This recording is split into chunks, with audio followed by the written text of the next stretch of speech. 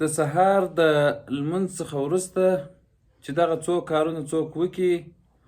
دغه ذکرونه وکړي او دغه عملونه وکړي، نو د زړه په یقین سره دا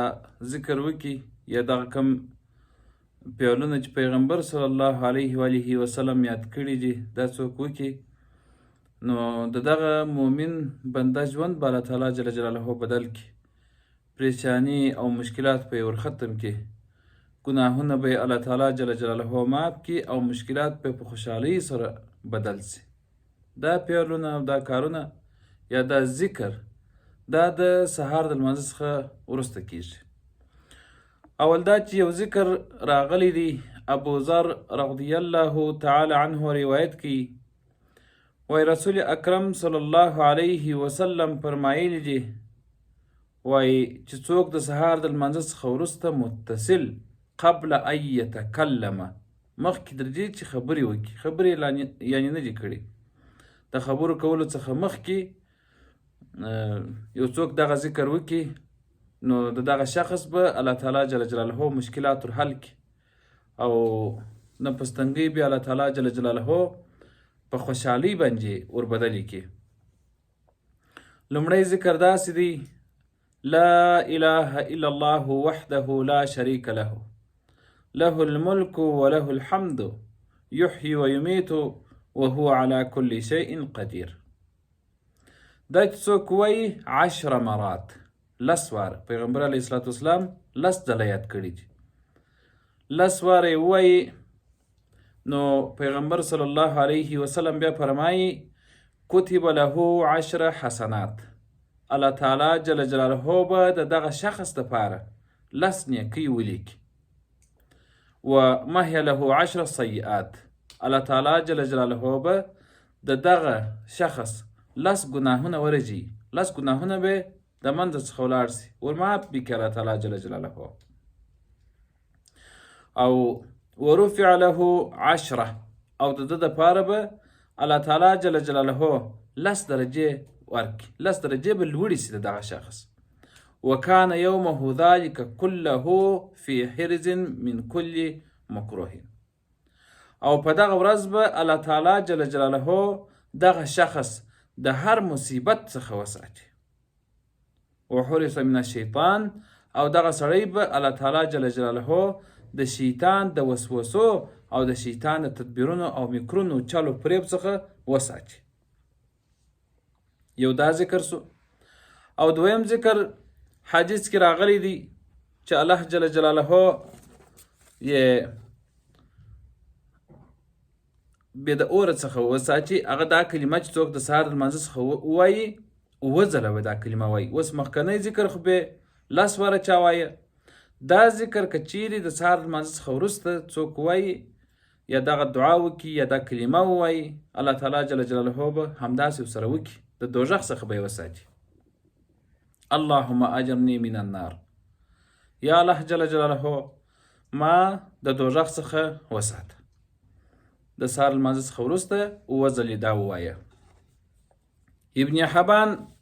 رحمت الله تعالی علیه په خپل صحیح کې دا روایت کړی دی، او دا روایت هغه راوړی دی چې ان النبي صلی الله علیه و آله وسلم کان یقوم، وی رسول الله صلی الله علیه وسلم به ویله بعد الفجر، د سهار د لمانځه څخه وروسته، والمغربي، او همداسې د ماښام د لمانځه څخه وروسته،